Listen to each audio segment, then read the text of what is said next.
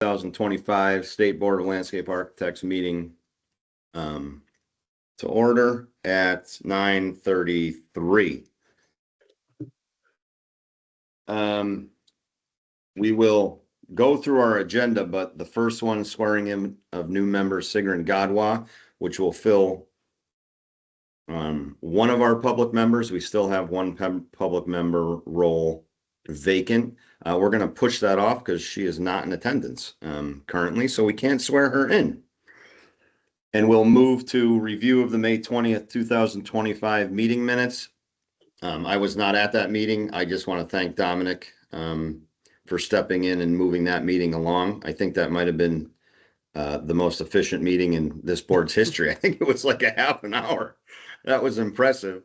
I did review the meeting minutes, but have you all had a chance to look at them? Do we have any changes, comments? If not, someone make a motion to approve them, and then somebody can second it. So moved. Second. That was Dominic and Maureen. All in favor? Aye. Aye. Okay, that moves. Those are approved. Item number 2, comments or concerns of any person present today. I didn't get notice that we were going to have any specific topics to talk about. And hearing none, we will move on to item 3, DCP investigation. Do we have any report?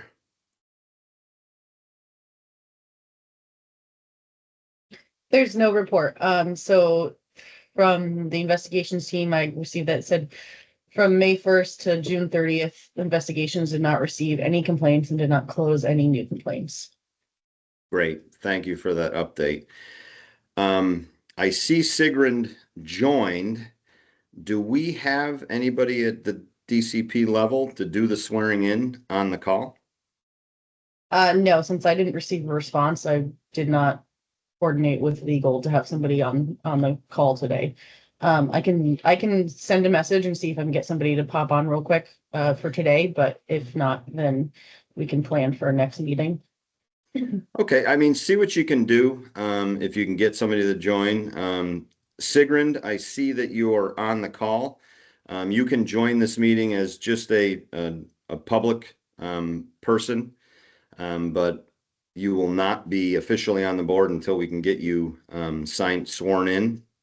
I would highly recommend that any emails you get from DCP that you respond to them so that we can plan ahead and get this all set up for you. We'll see if Ms. Heiberg can actually get somebody in to swear you in, but you're more than welcome to stay on the call. But you will not officially be a member until we can get you sworn in. So thank you very much. Item 4, old business. I think the one thing that I will bring up is I did reach out to our friends at the University of Connecticut Landscape Architecture program. We did go up, several of us board members went and sat in on one of their courses. I don't know, was it their professional practice or? It was pro practice. It was pro practice. We had a couple of us went up there, gave a presentation, had some wonderful discussion with a group of primarily seniors. I think there was a junior or two in that class as well. Yep. I would like to keep that going with this board visiting our one accredited university in the state. So I know they're getting ready to start up their fall semester. So I anticipate that coordination continuing to happen, and hopefully we can sneak up there in the fall and the spring. I think we did it in just the spring last year. But I'd like to do it both semesters if we can. So that is in the works, and I'll have more update on that as I continue to coordinate with them. Anybody else have anything for old business? Okay, moving on. New business.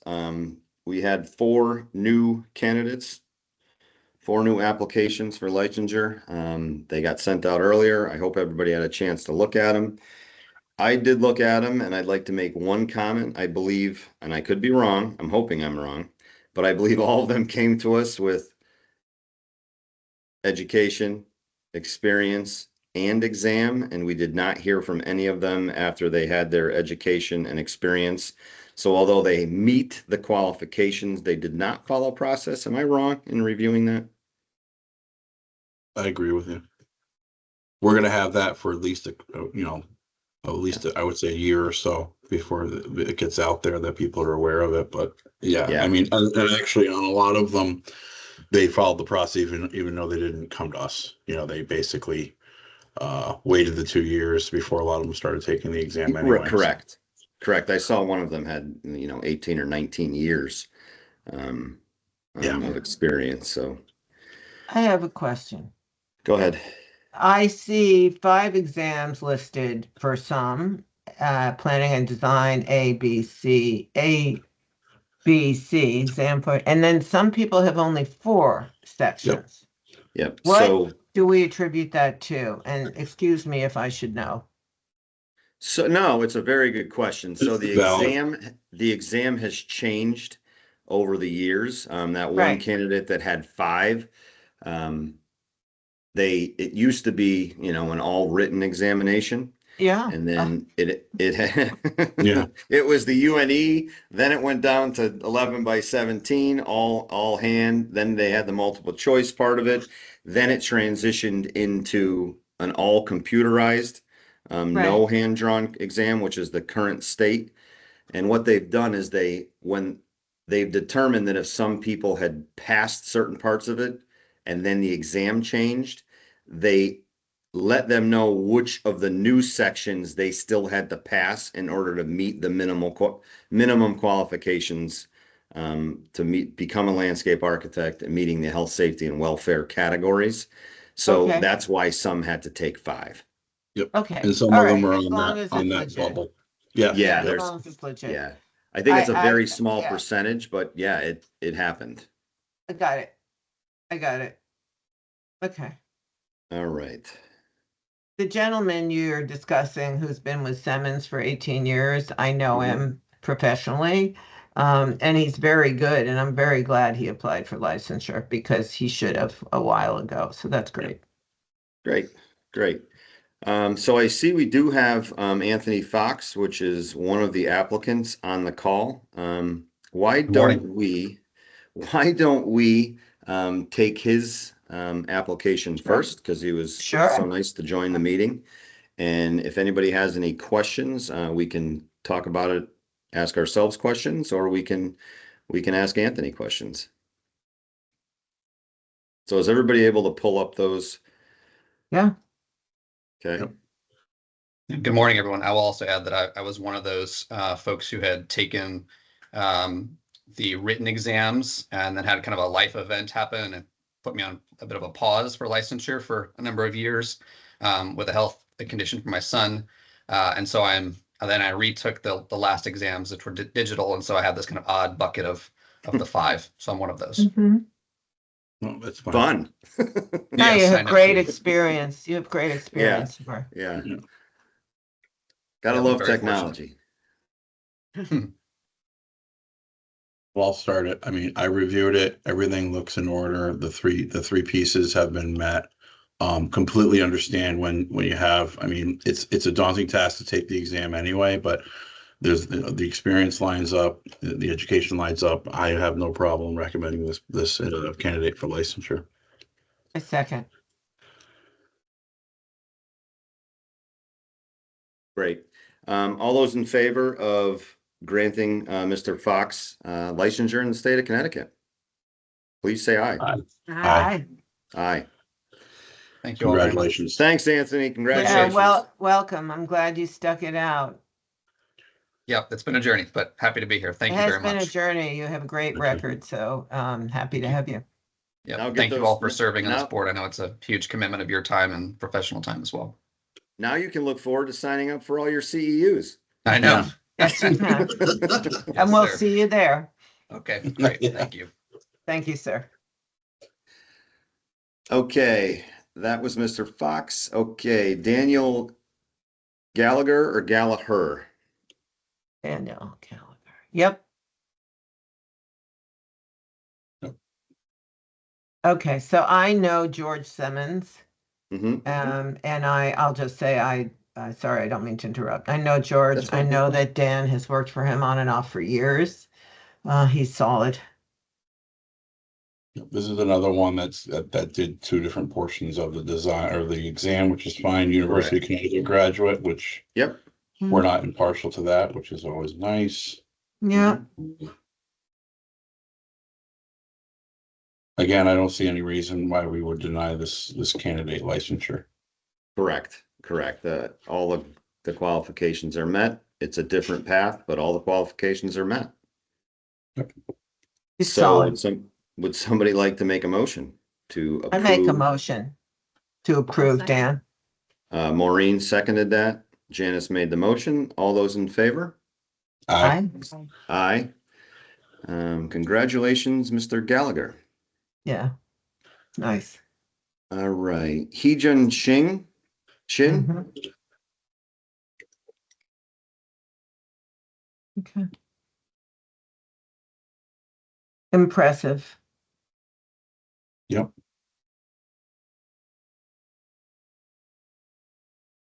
Yeah, Yeah, again, can't say, I don't have any issue as well. Meets the three requirements that we are required. Like I said, we did have the discussion at the beginning, but this person's a go-getter, obviously. Graduated in 01 or 21, waited the 2 years, took it in 23, transitioned over. I don't see any reason why we wouldn't accept this person into licensure. Yeah, she's out of Penn.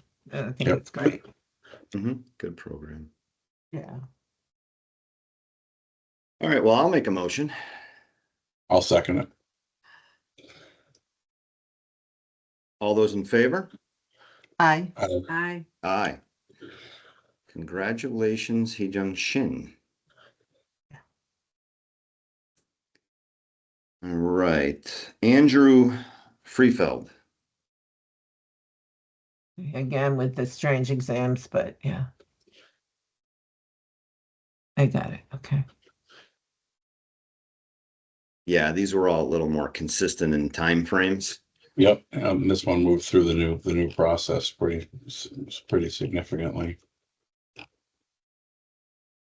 Yeah, I did notice we had the unverifiable couple of the Three unverifiables. experience, but if you look at the ones that were verified, it still equals the 2 years. So you got to pay Yes. attention to it. And that's Yep. where I don't get agita when at least Yeah, they for have math. verified experience that meets the 2 years. Yeah, and the unverifiable is tough because, and we've had discussions with that in the past for any newer members that, sometimes it's unverifiable by maybe a corporation or a business shifts or doesn't exist, or they just don't get back to CLARB for the verification. Which is, I've had that with updating my council record. Sometimes it's a little tough to even get the guy in my own office to verify that I work here. So It is hard. It is hard. It's just very little work experience. Oh, I see. Okay. Got it. yeah, Okay. you have to do a little math, but the numbers add up Yeah, they do. with the verifiables, and Yep. that's where we have to look at. Yeah, and that's what we ask that's what I ask is just take a look. I mean, the passing of the exam is going to be pretty easy when you review these. The education, we run into some questions if it's not an accredited university and we have to look at syllabus, and we have asked in the past, which I think is good for a Yep. candidate to supply more information or appear in front of the board so they could verify exactly, what their coursework was and what their education was. That's great, but the experience, if we all go through these and figure out if they meet the 2 years with verified experience, that's great. I know in the past we've actually had some people come in where there was some unverified experience, and once you have that conversation and you understand what that experience was, it helps. So in this particular case, I don't think we have to ask for any more information, but we should always feel free that if we're not comfortable, we can ask for more information. These four were pretty easy. So moving forward with Andrew Freefeld, would somebody like to make a motion to accept his Can I make a application? comment? I Sure. think it's kind of interesting. He had, I sent you the code. He had excellent competence and conduct in 2018. And then by the time it was 2022, he had marginal. Yeah, Some of that goes into the review processes because it can also be as they update you, depending on the work structures. Because I've talked to Clark about that. You really got to look in to see if it's the same person doing the review, if it's a different. And then Different. it's also as you accelerate role and responsibility within the discipline or within your department. Sometimes you could be, depending on how they grade it, you get a promotion, you go from staff to project, or vice versa. Or if you become an LDS, we have 3 levels. We have staff landscape. Are you saying I was becoming a Mormon? What are you No, talking no. about, Dominic? Well, you know what? Things happen in life. Maybe Yeah. there's a better life Well, work balance. Castle Booze is not a landscape architecture firm. Correct. So, But if you have a practicing landscape architect in good standing, they can serve as the overseer of that person's experience. gotcha.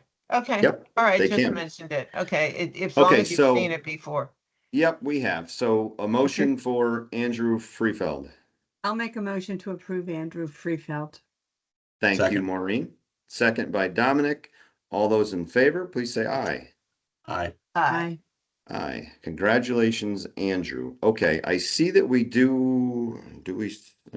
have somebody else on the call, but we don't anymore, so we'll keep moving along. Applications for licensing by waiver of exams. So these are landscape architects who are licensed in another jurisdiction and meet all those qualifications. This board does not have to vote on them. They become landscape architects in the state of Connecticut via the waiver through Yeah. reciprocity. So Right. this is more of a notice that these 7 people have met the qualifications in other states, and they've met the waiver through examination, that they've passed the exam, and they will become Connecticut licensed landscape architects. This board does not have to vote on them. I do appreciate that we're seeing where they're coming from. with your 100%. states. Totally Yeah. agree. And full disclosure for the board, Joshua Wheeler, 1731 is one of my direct reports in Rhode Island. Oh. Perfect. Good. And then 5C applications for corporate practice. If they meet the standards for corporate practice of landscape architecture in Connecticut, this board does not vote on them. We do oftentimes there will be firms listed here that then can practice landscape architecture in Connecticut with a corporate license. We do not have any over this quarter. Oftentimes there are several firms that are listed there that allow them to practice with a corporate license landscape architecture in Connecticut. Okay. Moving down, 5D, CLARB annual meeting. I'll apologize a little bit for this one. This one snuck up on me. So how the CLARB annual meeting works is we are a member board with CLARB, which comes with a fee that's paid to be a CLARB member board. With that, we can send a member of this board to the CLARB annual meeting. There are credits that come with our membership that allow for payback of flights. And then if you register for the annual meeting, you get the hotel and their meals that they serve there for their annual meeting. I've attended it because of my past experience with CLARB on the board of directors and stuff like that. I've attended it once, not being a board member. Phil Barlow has attended it. I'm trying to think of who else might have went down for a CLARB annual meeting in the last decade. I try to go, but I want to make sure that, it's opened up for any member of this board. You can obviously go on your own dime, but we do have the credits because we are a member board to send one person. So this year it's actually September 17th to the 20th. So it's coming up. Registration, and this is probably because I missed our last board meeting. Registration is actually due tomorrow. if we want to go. There's probably a little bit of leeway. I was not going to be able to attend. My schedule did change, so I can attend, but I wanted to put it out. I know it's short notice that, Janice, Dom, one of our board members can go. It's just going to take a little bit of coordination. So the first is, how's everybody's schedule look for the 17th to 20th? Because I don't have to be the one that goes. But I will go because I think it's important that we do have one member go. Absolutely. I'll ask a couple of questions, and I can't go. I'm already booked solid I through can't this go. end of October.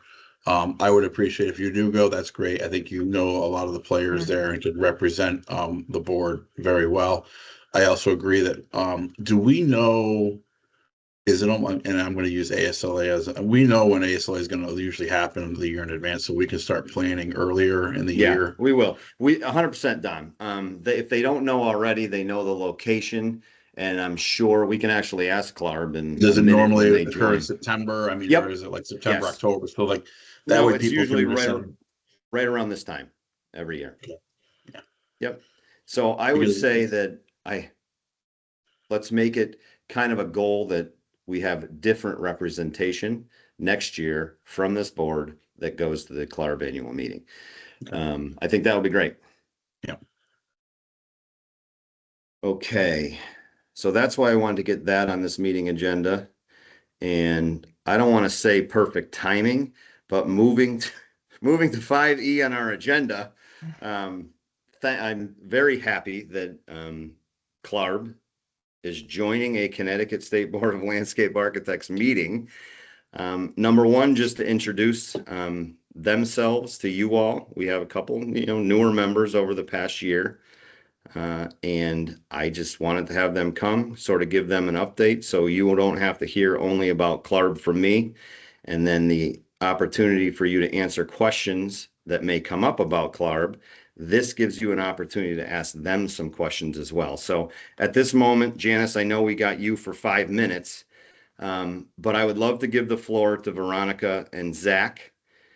And they're going to, I believe they have a quick presentation, just a little bit about Clarb. And then I know we have some questions for you and for Veronica and Zach, if you're so willing to stick around and maybe answer some questions. But I'm just thrilled to have you on this call and meet our board. And I'll just premise it. We apologize. We just decided that you're going to be stuck with Mark at the. Oh yeah, great. Sorry. He said, I don't want to be rude, but so I'll just quietly sign off when it's 10, okay? Okay. I don't want to be rude. I don't want to interrupt. And Veronica and Zach, we obviously record our meetings, so Janice is very interested. I am. So she's gonna review the presentation, and by all means, Janice, if you have specific questions, there's an easy way to get in touch with either one of these folks that they'd be happy to answer your questions. Sure. And just to say, I've spoken with Clarb often at the ASLA Expo and things, so I am actually very interested. So Good. I apologize that I have a deadline meeting. That's great. No All right, I worries. will be quiet. All yours. Thanks, Mark. All right. And thank you, guys. Can you hear me? Yeah. Okay. Sometimes when I shift back and forth from Zoom to Teams, it gets a little wonky. Thank you all so much for having us today. My name is Veronica Meadows, and I'm the Chief Strategy Officer here at Clarb. I've been with the organization for over 25 years, so quite a long time. But just wanted to spend a little time today sharing a little bit about Clarb, just so everybody has kind of foundational understanding, and then share some of the programs and services that we offer to member boards, share a little bit about some of our key initiatives, some upcoming member events, which sounds like you just talked about the annual meeting, and then various different ways you can connect with Clarb. So just at a high level, really quickly, a little bit about us in terms of our mission, vision, values. Clarb exists to design and promote standards for the safe practice of landscape architecture. And ultimately, as a result of achieving our mission, we hope that the world's people, places, and the environment are protected by the profession. Our values are really the lens in which we do our work. So leading with vision, acting with integrity, demonstrating thought leadership, aspiring to excellence, fostering inclusive community, engaging as stewards, and designing collaboratively. So this is just kind of to orient us around kind of our North Star. And just at a high level, CLARB is a 501c6 nonprofit trade association. We were established in 1970, and we are incorporated in the District of Columbia. Our office is located in Reston, Virginia. Although we are a fully remote organization, we have a small office there, but we have staff in, I think, 7 different states now. We serve our 56 member licensing boards across the United States and Canada, the territories of Puerto Rico, and the Northern Mariana Islands. Our customers, or those that we serve in addition to our members, are licensure, licensed landscape architects and exam candidates. We have members that span, our customers that span 20 countries. So we have folks all over the world. And our core services include the LARE, the licensure exam, our CLARB record certification, and then various different avenues of support that we provide to members. And Zach will drill into that a little more deeply here in a minute. We are managed by a small but mighty team of 14 folks, and we are led by a volunteer board of directors that you can see on the screen here. And then our staff team on the next slide, again, like I said, small but mighty, and we are, like I said, located in about 7 or 8 different states now, so all over the place, which makes it nice. And I'll go ahead and hand it over to Zach to talk a little bit about our key programs and services.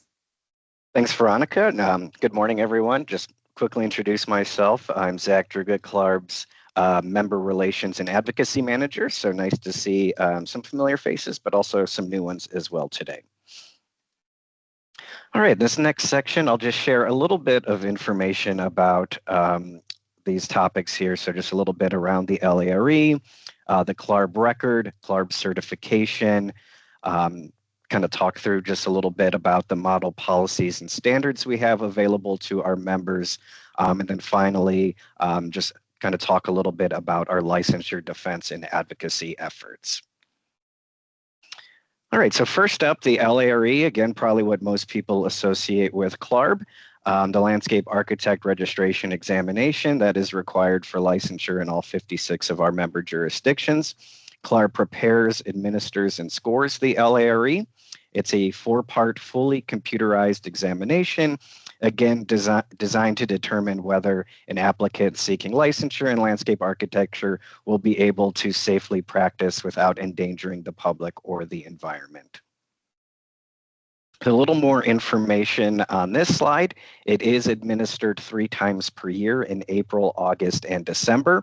Candidates have the option to either remote proctor the exam or go to a traditional brick and mortar testing center.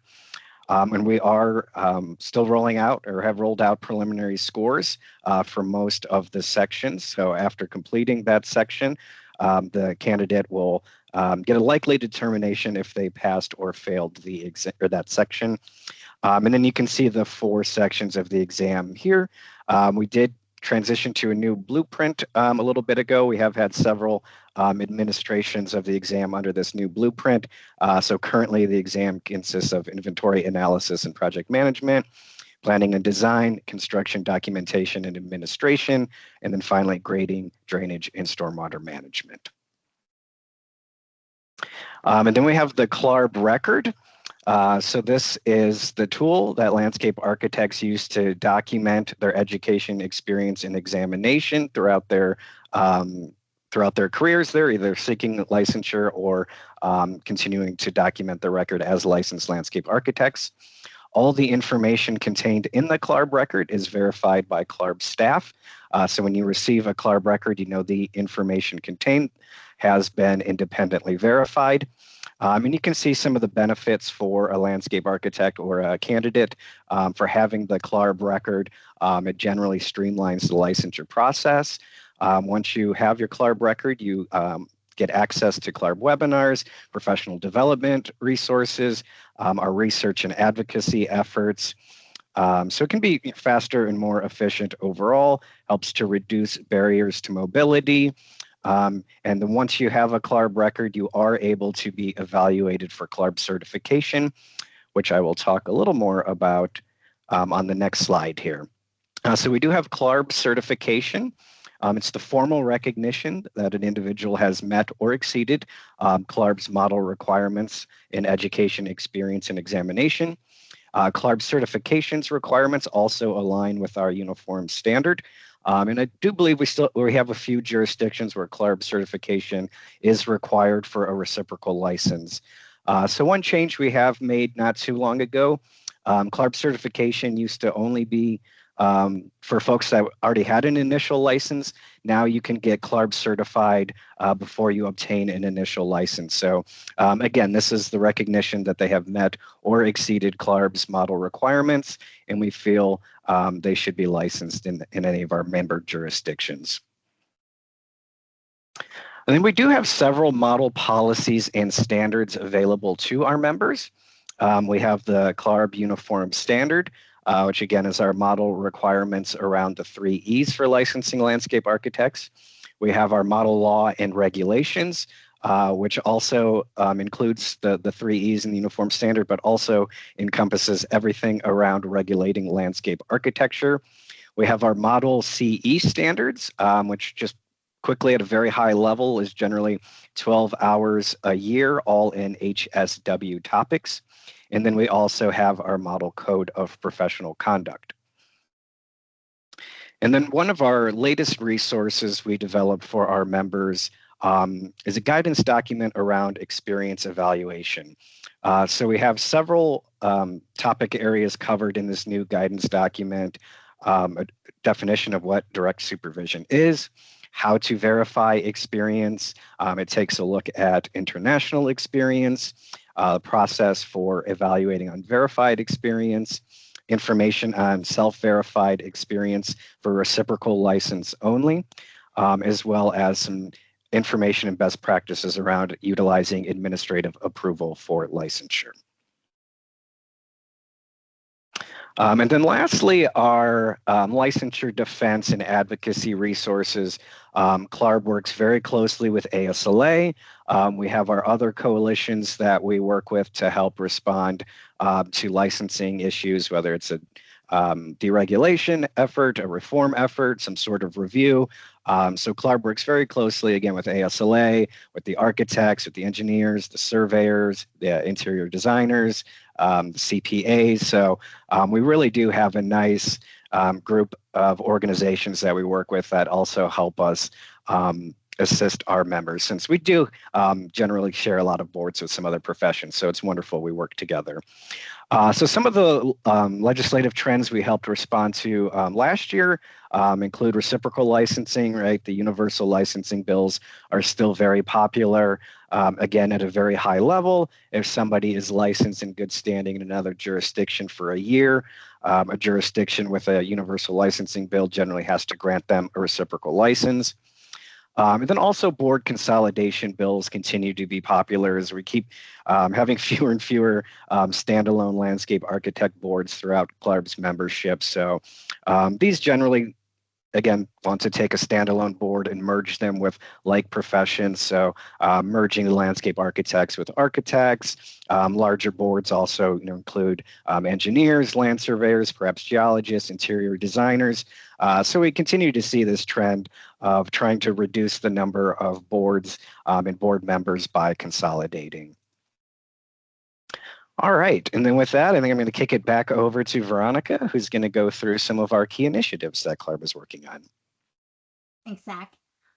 So in addition to, our basic services to members, the record, the exam, and defending licensure, CLARB does a host of other different things that really help to advance kind of this strategic goals of the organization and promote sound and rigorous yet accessible landscape architectural standards.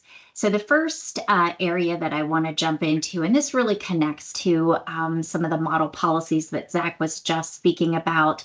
One of our key initiatives, Rethinking Regulation, really exists to help reduce the friction in the licensing process. So any friction that doesn't have a direct public health and safety outcome. So on the screen, you can see a map of those jurisdictions that have either adopted or are working towards adoption of the Uniform Licensing Standard for landscape architects, which is a key component of our Rethink Regulation program. And on the next slide, you'll see, the various different components of the Rethink Regulation. The Uniform Standard, which we just talked about, which is a uniform policy guidance, licensing requirements for the practice of landscape architecture. In addition, the CLARB record serves as a uniform application across the CLARB membership, just really to reduce the redundancy in having to compile information multiple times. We also encourage direct registration for the LARE, as that allows candidates to come directly to CLARB to begin taking the exam, and then are transmitted to the individual boards once they've passed and are ready to apply for licensure. And then lastly, ensuring that boards grant the authority for administrative approval of applicants to, your highly capable staff, to ensure that folks are able to get licensed quickly, really reserving those individuals that come through maybe an alternative path or really require licensing board member subject matter expertise in making that licensing decision. So just in a nutshell, those are kind of the main components of our Rethink Regulation, but we're going to drill in specifically into some of the details around the uniform standard. We moved to a uniform standard really to encourage consistent licensing requirements across jurisdictions. Zach mentioned some of the,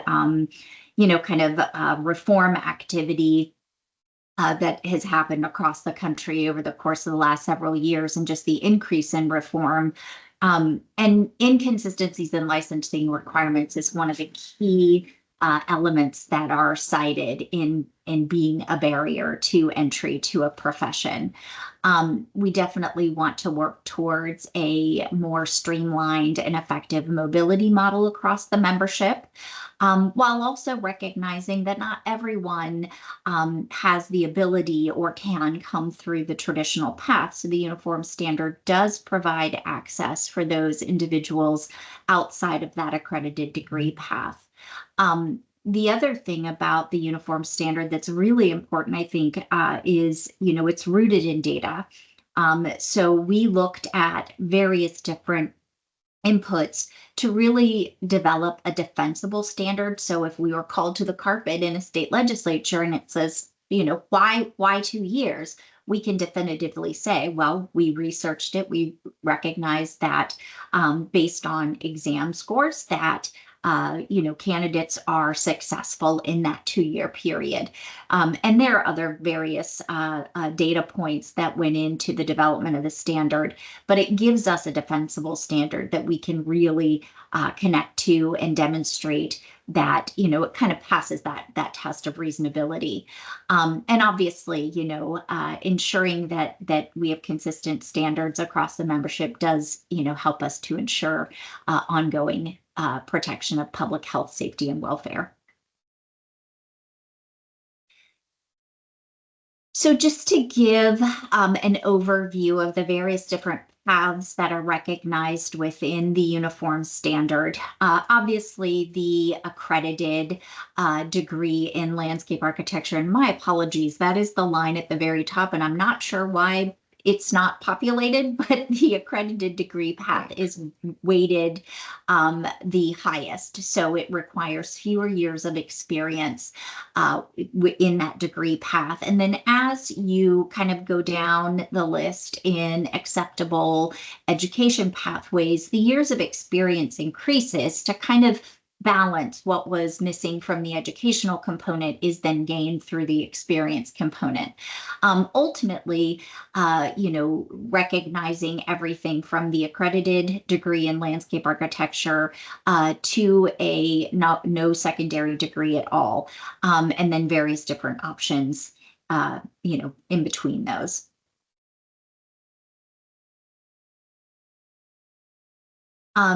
Another element of the work that CLARB does is working with our collateral organizations around the world to really help to elevate the profession through legal recognition of practice. So as landscape architecture matures, CLARB is partnering with IFLA and others to ensure that landscape architecture is, that there is a global standard of practice that we can all kind of support.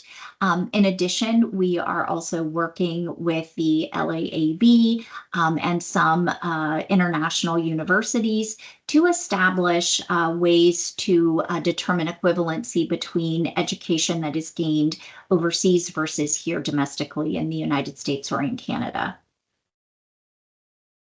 And one of the most recent projects on the next slide that we have worked on with IFLA is the global job task analysis. And again, this is really helpful in determining kind of that global core practice, which ultimately we hope to kind of build a standard that is recognized globally as a global core, but then each kind of country's individual requirements in addition to that would have to be met in addition to meeting kind of that global credential. So we're working with IFLA to develop this, and hopefully here in the next year or so, we'll have a global standard of practice that we can then, kind of a hub and spoke model where, that core is at the center. And as I mentioned, if there are specific requirements outside of that in each country, then the individual would have to meet that standard as well. Next, the way we talk about landscape architecture is so important. As you probably know, folks struggle to understand that landscape architects are not out there planting the rose bushes and pruning them. So we partnered with our collateral organizations across the landscape architecture profession to really help frame how we talk about the profession in a way that resonates with the public. And this has been very, very useful in helping to educate policymakers on what it is landscape architects do and how the practice impacts public health, safety, and welfare and the environment. So the Reframing Landscape Architecture project really gives us a better way to talk about the profession in a way that really resonates with people that are not familiar with the profession.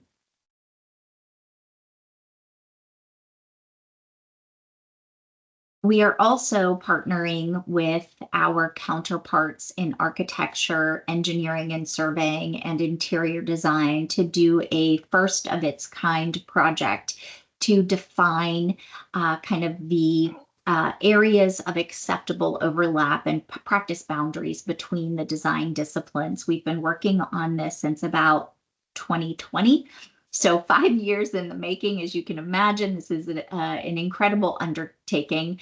But essentially, this work group has come together to provide guidance to licensing boards on, issues related to practice overlap or incidental practice, and really helping to create clear understanding of each profession's full scope, so that individuals are able to practice within their full scope, but also to really help to identify where those boundaries are between professions so that licensing boards can make good decisions when, you are reviewing a complaint or a disciplinary matter of a licensee practicing outside of their scope, or perhaps actually within their scope. And last but certainly not least, we are getting ready to launch a new website for the organization. In fact, it'll be later this month. And then early in 2026, we will be launching a new database. So between the new website and the database, we are really excited to be able to offer a much better experience for our members and candidates and licensees when they interact with CLARB.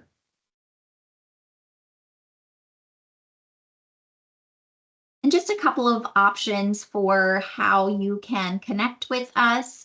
Obviously, you guys talked about the CLARB annual meeting, which is being held in Lexington, Kentucky, September 18 through 20. So we look forward to having the Connecticut board represented this year.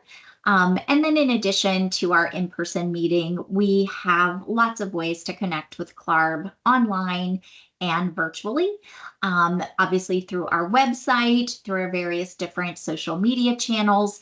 And we do offer at least monthly webinars where members can engage on either issues related to CLARB initiatives, licensing and regulation, and we also have a leadership development program as well. So lots of opportunities to connect with us online and virtually. And I think that wraps us up. As Mark mentioned, certainly very easy to get a hold of. If you have any questions, we're happy to help. Or if you need assistance, just feel free to reach out anytime. And we'll open it up for questions at this point. Yeah, thank you very much. I think it's long overdue to have you all in front of the board. I'm curious, just a quick question before I open it up. How many member boards do you think have gotten a presentation like this or something similar like it that you've been in front of or you've been engaged with? Because I know it's been very limited in Connecticut, like 0 or whatever I bring back to the board, which when I get busy, I just, you forget to mention things, and I'm sitting here to that presentation going, I should have done that. I should have done that. They should be more aware of this one.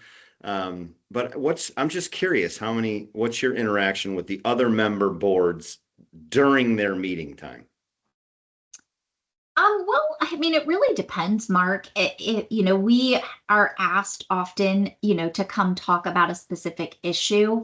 If a board is interested in, starting to explore implementation of the uniform standard, Zach will meet with the board and their board members.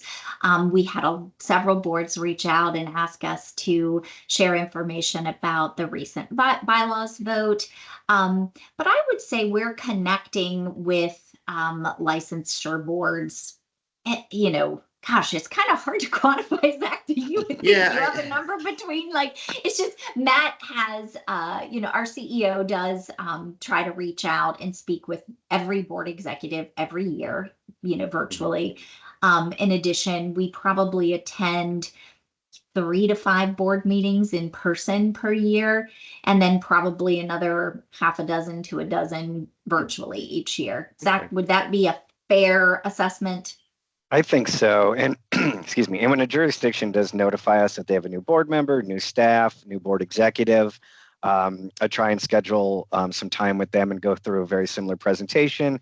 So when we know someone's new to the board, just to kind of give them a quick CLARB 101 and just kind of get them up to speed a little bit around CLARB and the profession. Yeah, I think it's great. I think this was a good starting point, and a goal of mine would be to, if we have comments that come up, or, I hate to even mention a threat to license or anything like that, that I'm glad that we have this sort of foundation as an initial meeting that sort of opens the doors, that I know you're going to have some questions that we throw at you now. But, as things move forward, that the next one that you guys come back to, or just Zachary comes back or whatever, it can be a little more focused, right? This was a great first pass, but thank you for trying to answer that question. I didn't want a number. I think that was what I was kind of get at, is a feeling of, yeah, you definitely have had more direct contact with other boards. And I just want it to be the case where Connecticut has some more direct contact. And if we have specific questions, we know who to go to now. So, all right. Does any board member have a question for either Veronica or Zach? Dom, you're being so nice right now by not unmuting and letting other people ask questions. I am. Go ahead. No, I think this answers a lot of good questions that we get from our membership. You know, full disclosure, you guys probably know my name. I can be a thorn in your side from time to time. We're gun shy in Connecticut because we did experience, and I was part of the threat to licensure back about, I don't know, now it's almost 8 to 10 years ago. So this is a good presentation. I think it was long overdue. I do appreciate you guys coming on board today to walk us through everything. I guess my first question would be, we're trying to unify our standards, it looks like nationwide. Have you had discussions with engineering and architecture? That is my concern, is making sure that we're not, quote unquote, watering down the licensure throughout the country, because those two organizations obviously bigger than us, but are they looking for uniformity as well? Have those discussions been happening with AIA and the numerous engineering organizations? Yes. Short answer is yes. So our work with ICOR, which is the Professional Council on Regulation, it's CLARB, and our counterparts in architecture, engineering, and surveying and interior design. And all 4 of those national regulatory associations are working towards increasing access and recognizing non-traditional paths to licensure, in addition to greater harmonization across their memberships as well. We have very strong support from NCARB, NCWS, CIDQ in advancing our uniform standard.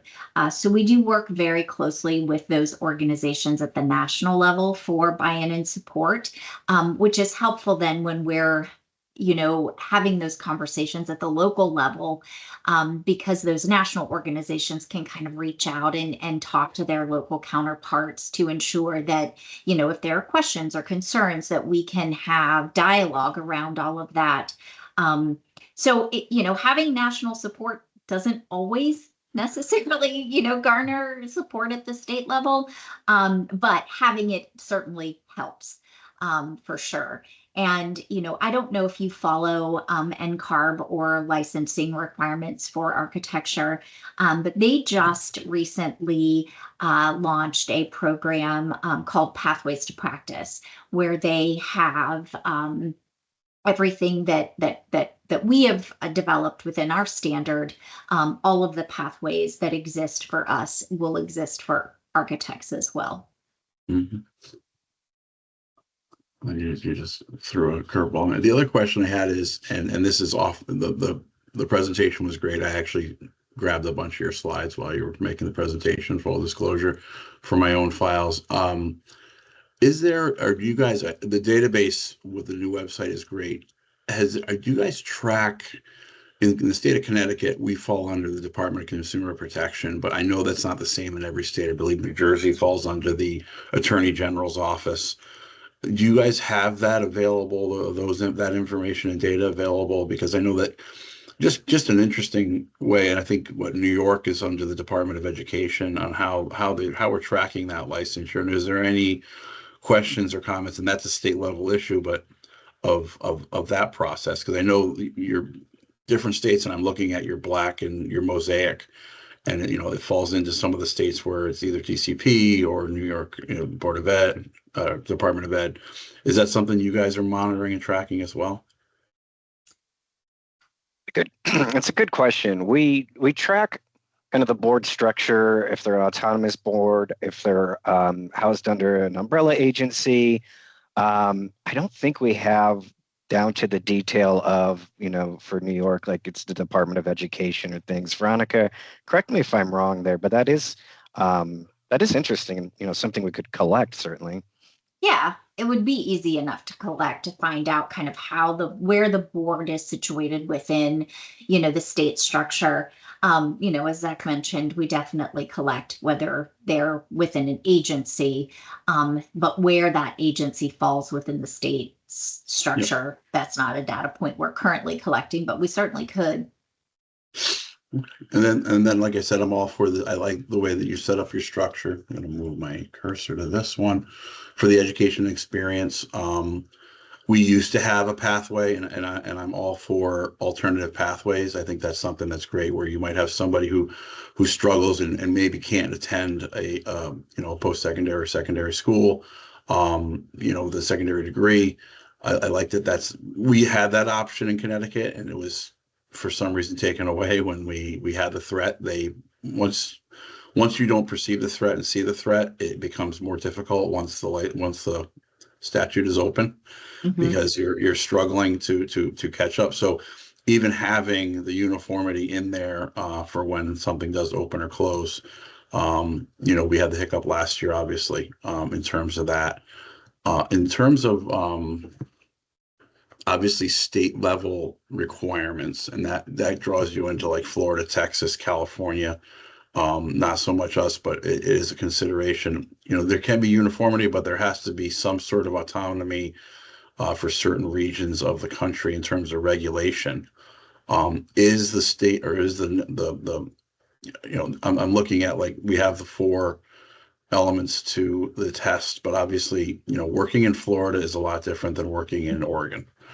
Yeah. So there's still going to be that autonomy for states to consider regulation or things that are directly relevant to their state. So as best I guess there's no perfect silver bullet, so to speak, but we're trying to work towards that, which I applaud you guys for. That's a daunting task. And not so much just real quick, yeah, absolutely. And I'll just add, jurisdictions like Florida, California, Alaska, they can still have their jurisdictional or supplemental exam, so that applicants practicing in those jurisdictions are aware of their unique kind of environmental characteristics in that. We would still consider them, aligned with the uniform standard. Like Alaska is one of ours that have already adopted. They still have their Arctic engineering exam or whatever you have to pass in Alaska. So all that stuff will still remain in place. Perfect. And then in terms of our alignment, obviously we fall pretty close. We're not structured completely like that. And then we also have, and I guess maybe it's just a question, and it might be a horrible question, but, we currently right now, you practice independently once you graduate for 2 years, then you can sit for the exam. You did mention in your write-up that, after you find that your data is saying that they can pass the test a lot quicker. Was there consideration or is there a focus on maybe portions of that exam? And I liken it to an engineering training versus a final testing. And was that a consideration at all? I value the 2 years of experience in the field, especially with a lot of the people that I've seen. I've been in this for a long time. I've been doing this a while. And a lot of people, when they have someone come in who thinks they want to be a landscape architect and they pivot to something else, and then we have someone, I know an architecture person who's pivoting back, but they needed that 2 years of training within the industry prior to honestly making the expense and the effort to pass the exam. We just had a candidate today, for instance, who had a life issue where there is a feeling that you're on the clock once you start the process, and especially with the transition that we made over the last 3 years with the exam. I know there was some worry on some people, and I told them to reach out to you guys. I said, there's got to be a pathway. If you've taken 2 in the old version, you come to 2 in the new version. But there are life things that get in the way, either an illness or a birth of a child, moving, things like that. So wanted to understand a little bit more about taking to test within the 2 years, because that's right now what we're demarcating on our applications, and we've made it known to our new candidates. Take your 2 years in Connecticut and then sit for the exam. So if you could speak a little more to that. kind of convincing me that you graduate in May and you should start taking it in June. Yeah. So that's a great question, Dominic.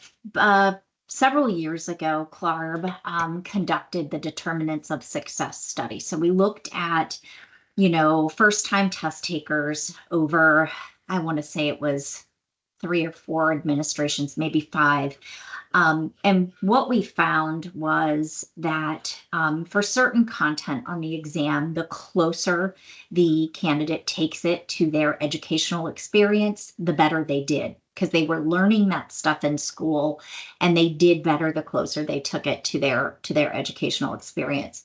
There were other portions of the exam, the more technical aspects of the exam, that it did clearly demonstrate that the experience was very necessary in candidate success.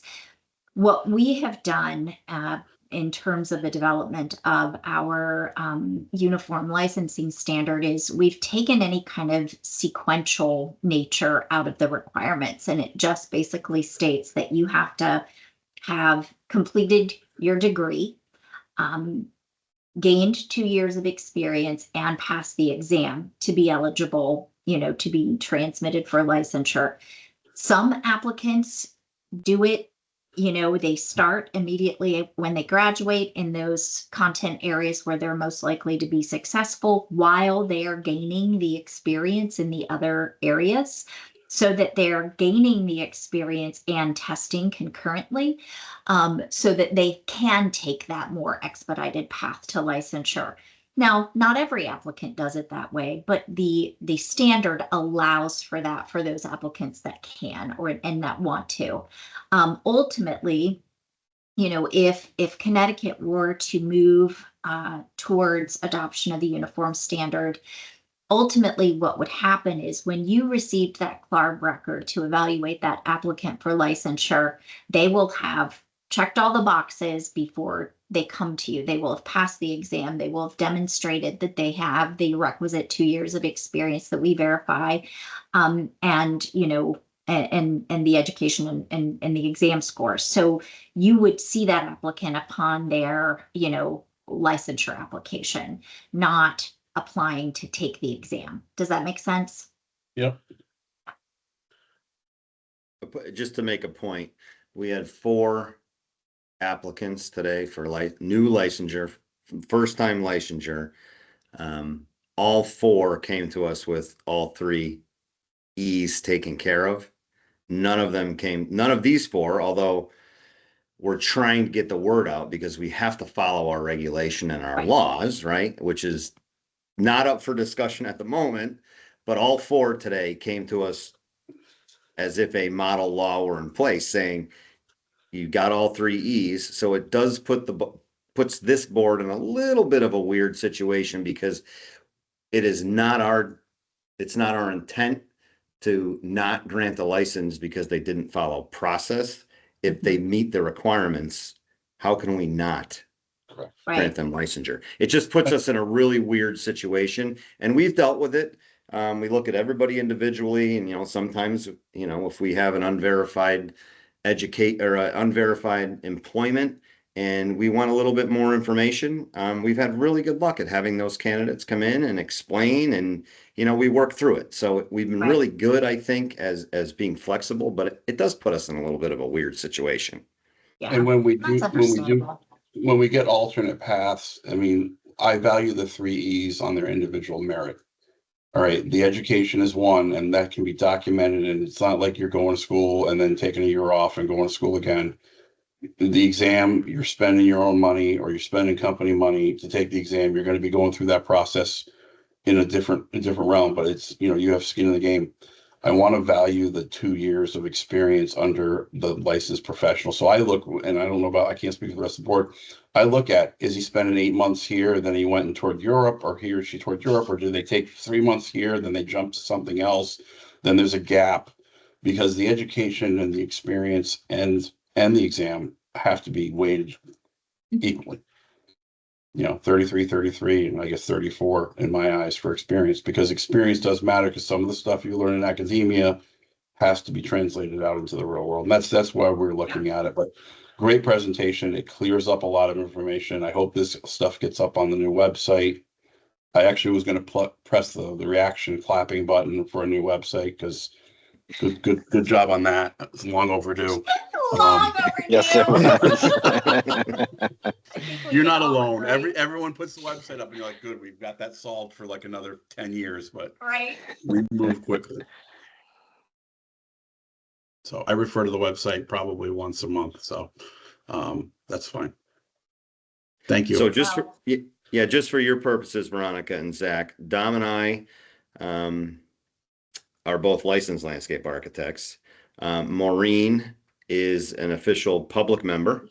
And Sigrun, who has not yet been officially sworn in as a public member, she's going to be a new public member. But I think that puts our board full. We have, Janice was on the call. She's a landscape architect. Phil Barlow, who has attended an annual meeting or two in the past, couldn't make today's meeting. He's a licensed landscape architect. We're one public member short of a full board, which will be the first time, Ever? could be ever, actually, that we had a full board. So we've really been working on trying to get a full board. I know we have public members still with applications and qualifications in at the state level. For some reason, we just sort of get informed when we just got a letter for Sigrun, and now we're trying to get her sworn in, and hopefully we're going to have a full board, which is really what I've been trying to do, is let's get a full board. It has been, yeah, ASLACT, I won't speak for them, but their charge a number of years ago was to make sure that we had a strong and robust board. I think it helps everybody in the long run. Yeah. And some of the things that you've taken to us, we'll disseminate back to our ASLA counterparts as well. Great. Excellent. Yeah, because we know we've seen some boards in the past that, have vacancies and the jurisdiction notices that and wants to reform it or reduce the size of it. And we know public members can be tricky too. So Maureen and Sigrun, thanks for your service on the board. Definitely. It balances the board out, which is what we wanted. We didn't want it to be a bunch of single decision makers. We want different ideas and points of view, which is great. Yeah, absolutely. Awesome. And I'm happy to send you guys the slides. I'll send you the whole deck so you have that to refer back to as well. That would be helpful. Yeah, we can do that. I mean, have you guys, I guess, and I don't want to take up a million hours here. I think everyone else has something else to do, but are you seeing a lot more certificate? Like I think there's like we were throwing a curveball a few years back with certificates coming in, a lot more certificate programs. And then we have to do a harder look at, what did they get the base degree in, a degree in philosophy, and then a certificate in, and I'm just, example, certificate in landscape architecture. So we want to make sure, and, the standard bearer for me is going back to an accredited 4 or 2 year degree and really having to compare and contrast that to make sure that we're following health, safety, and welfare when it comes to that educational aspect. So, I love the education experience slide. I think that makes a lot of sense. I like seeing no secondary degree. You got a candidate coming out who just is a go-getter and wants to be in the industry and can work underneath an experienced professional and learn the trade. And because we don't want barriers, we want to make sure that we've got that covered. But then again, I'm not going to pick on certain professions, but we are looked down on by certain professions sometimes. I'll say it out loud. And we want to make sure that we have a seat at the table in order to evoke change and to develop place. And that's what it comes down to. Well, and you can always look at it this way, Dom, if position landscape architecture regulation in a leadership position, because NCARB's probably a year or two behind us for architecture, and NCAAS is probably a little further behind for engineering. So I think this is an opportunity for landscape architects to stand up and have a great story to tell. We have a defensible uniform standard that is rooted in data, and we can point back to all the things that helped us come to those years on that chart. The fact that we are reducing barriers to practice and increasing access is a great story to tell on both sides of the aisle. You know, so it is an opportunity to kind of step into regulatory leadership and help kind of, quite frankly, pave the way for the other professions that are coming behind, you know, behind us, albeit. But you know, you can also look at this as an incredible opportunity too, to demonstrate leadership in this space. Any other questions for our CLARB guests? We're All right. happy to join you anytime, Mark. So always this feel is free to great. reach out. Thank you very much. And somehow or another, we'll get that presentation. I don't know. I know our website, we've been trying to tweak our website a little bit at the DCP level. It's a little harder because it's under a state agency. So it takes an act of Congress to do anything, but Yeah. we will get that presentation out. I know Janice will probably want it as well. And I can guarantee you she's going to watch the recording. So Excellent. thanks again. And I look forward to seeing you guys coming up next month. Sounds good. Take care. Thanks, again. everyone. All right, moving on, our agenda 6 correspondence. Rochelle, I didn't see anything that came through unless I missed it. No, I didn't receive anything either. So. Okay, 7 comments or concerns of any person present today. I have one.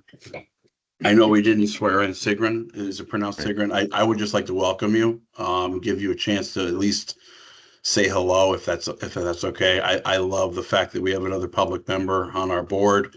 I want to make sure that, you know, you can reach out to any of us and pick our brains. But I just think it's great that we have another person. And like I said, I think Mark stated it clearly. You know, we have been making concerted effort to fill our board, and we do appreciate our public members and appreciate you stepping up, doing your civil duty. Thank you. And Sigrun, I mean, I know you're not sworn in, but if you want to unmute, and we'd be happy to, you know, you can introduce yourself, and then when we do finally get DCP legal, hopefully at our next meeting, it can just be sort of something we have to do is get you sworn in, but feel free if you want to give us a minute and, you know, And this explain. process is a little bit, we used to have to meet in person, which was even different. You had to get Yeah. up to Hartford. You had to find the room. That was always fun. You had to make sure your card worked Oh, yeah. to get in. If you can find mute. Okay, There so you I go. figured out how to unmute. Okay, so I've been working as a consulting ecologist with permitting and also reviewing applications for towns, for land trust, neighborhood groups, whatever, for a good 25 years now. And we always have the landscape plan and the the design for plantings for a bigger project. And I was the opportunity to be a public member caught my eye because there's some, and it seems like you're very focused on licensure rather than the criteria for choosing planting materials and public risks from choosing planting materials that are, highly susceptible to pests and therefore likely to cause excessive need for excessive pesticide use, that kind of thing. So I don't even know whether it would seem that this would be the board that might review that kind of thing. For example, the Tree of Heaven can just having it on a property, maybe in the open space areas, will bring in the lantern flies, and it also will, because it has extremely distasteful substances in its leaves. The birds that once taste a lanternfly will never eat another lanternfly, and they'll teach their babies never to eat another lanternfly, so that you lose the good biological control by birds just simply eating insects that can keep lanternflies in check if you have the tree of heaven in the vicinity. And I think there's a need for just a concerted statewide effort to get rid of these very obvious trees with the great big red flower masses at this time of year. And you know, I was thinking that you guys might be one of you know, a bunch of, you know, half a dozen different organizations that could write to the Connecticut Ag Station and DEEP and say that it's important. But I especially was thinking about because the lanternfly is not host specific at all. It eats a lot of different kinds of things, but it particularly loves ornamental Japanese cherries, crab apples, a lot of the shopping center trees that landscape plans are often heavily slanted towards. And it can really, you know, if you lose all your beautiful Japanese maples in a shopping center, it's an expense for the town. It's a public health issue. I mean, public excessive heat, and you know, then more susceptibility to blight, that kind of thing. So there is I see that protecting public health and protecting the doing the best for the environment is part of your goals. I saw that, and I thought I might be able to help out on that angle. Just maybe, you know, not in terms of legal battles or anything like that, but just some very straightforward, kind of obvious position letters that you guys could endorse or send out. So that's and I also think about I know a lot about native landscaping, and you know, which trees are safe. Native trees are safe to plant near buildings, like hickories, because they're so flexible. They don't snap, they don't break, they don't fall on roofs. Yep. Versus tulip trees, which grow very fast and are very brittle, and you should never plant a tulip tree near homes or streets. Automobiles. Automobiles, yeah. And I don't know whether you know, that the properties of native plants, be it, you know, extreme attractiveness to a pest or brittleness, or maybe the duration of shade. Some trees have beautiful foliage, but it's gone by early September, and so these are part of landscape architecture for sure. But you know, is it possible that your board can have an involvement in making available criteria for selecting native species in different contexts, especially since there's a lot of push for that, and their training, if they were trained in earlier decades, may not have included that. I think So- Yeah, it's interesting, and I thank you for that for everything that you just said. So I can offer a little bit of insight. This board falls under Department of Consumer Protection. We do have regulations and process to follow. So one part of this board, those of us who have been on it for a while, one of our main roles is to review and process applications for licensure for landscape architects in the state of Connecticut. And through that, they have to meet the 3 E's. You probably heard it in that presentation. Yeah. You know, it's education, its experience, and its exam. So those are pretty set in stone. We do not get into selection of plant material and review of these people's, do they pick invasive species? We don't, this board, it's not in our get into exactly how they practice. What we do is we rely on their experience being signed off from the landscape architect above them, who is hypothetically training them or overseeing them to do that. So if they get their employment or experience verified from a licensed landscape architect, we just don't have the tentacles to go out and explore and make sure they're doing the right thing. Okay, so we have process to follow that we promote minimum competency. They pass the exam, they have their education, and they meet the experience requirements. We discuss them, we review things. However, the second part of your discussion about could this board sponsor a letter, sponsor something, that's something that I don't think we've done enough of. For instance, like we went to the University of Connecticut to their LA program with the board and sat in on a class. I don't think that had ever been done before either. So I think your point of, hey, are there some other things we could do?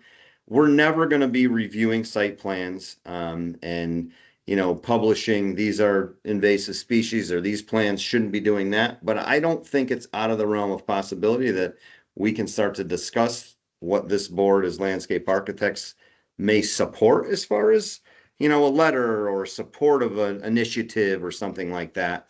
But I can tell you, I don't want to give you a false premise that we're going to be reviewing site plans. It's just it's not going to happen. That's not what this board is about. But to your point, I love your background. I love your experience. And I think if you're still game for it after hearing that, some of our stuff is process driven, that I think, the more diverse the background, like Maureen, first selectman, the more diverse our backgrounds are, I think the better and more well-rounded, I think Dominic has said it, a board would be. And we can take some of this data because you do have 4 licensed landscape architects on the board.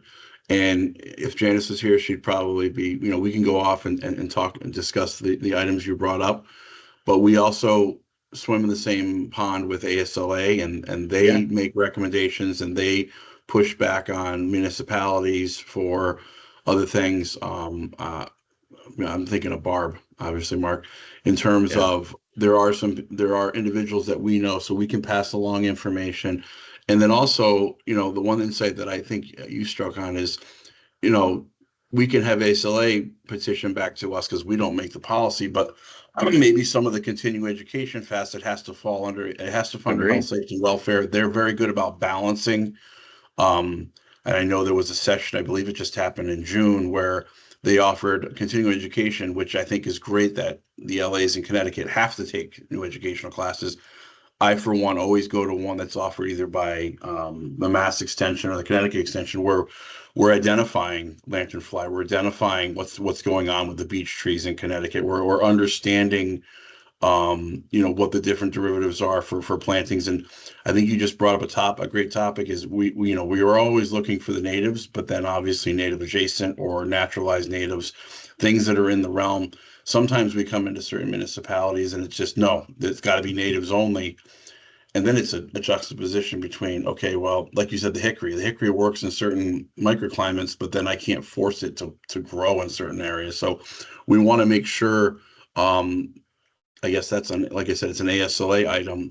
I will bring your comments back to ASLA. I work with advocacy on ASLA a little bit as well, because I think we're all talking the same language. It's just a matter of who can do what. We're more licensure and enforcement. Like obviously if something came across our desks that there was an issue, and I think it is an issue. I mean, I was down in Norwalk 2 weeks ago. I was down a month ago, no sign of lanternfly. 2 weeks ago, lanternfly's back. I mean, it's here to stay.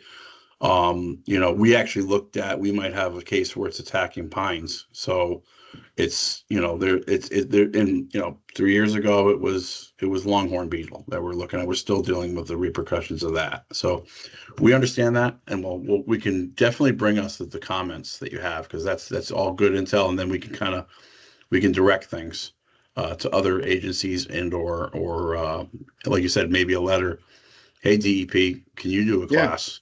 Yeah. Because these guys need to know about it. And So- they're good. They bring us a lot of good information as well. Just keeping us on schedule here. We've got about 3 minutes. I just want to ask Rochelle, we should be on schedule to try and make sure that we have somebody in DCP legal to swear Sigrun in if we didn't scare her away at today's meeting, at our next quarterly meeting to swear her in. Or Well, is she that doesn't- something that can be done not in front of at a board meeting? I don't know. It should be in front of the board, I think. Okay. I don't think it's like a separate, I haven't seen it done separately, so I think it Okay. should be before the board, so it's like in the Great. minutes and everything. But yeah, we'll definitely have somebody here on the November 13th meeting for that. Yeah, I'll put November 13th on my schedule. Yeah, and just make sure, stranger things have happened, Sigrun. If those emails from DCP and from Rochelle are getting filtered out into your spam or your junk email, just make sure you respond to them and move them as an email that comes through. Because Rochelle did say she emailed you a couple times. I The only other got thing- one yeah. email and it seemed just like a Zoom link and an agenda. That it was Okay. an agenda. So Yeah, there may be some filtering going on because I definitely only got one email. Okay, so let's. What I do Yeah. is, I know the month they're gonna occur in, and I put a reminder for myself the first week of the month. Yeah, And then I actually go to the web, I get them, but I have her send it the private email, not my work email. So I go onto the website too, because they're always posted on the website as well. But I put a reminder and hey, you got a meeting coming up. You don't know what it is. It might be here, Yeah. and then I just check. Don't but I schedule get another the one. message. Okay. Okay, with that being said, it was a full meeting schedule today, but I think it was well worth it. I'm glad Clarb came. Sigrun, I'm glad you're here. We'll get you sworn in at our next quarterly meeting. And if I get my hands on that presentation, or if Rochelle gets her hands on that presentation, we will disseminate it out to the board members. But if nobody else has any comments or questions, it's 11 o'clock. We can adjourn. Maureen, are you good? Good. We can adjourn our August 19th meeting until our next meeting, which is Don, what's the date? November November have it. 13th. November 13th. Okay, So Great. thank you very Got it. much. Bye. thank you. Bye. Bye now. Bye.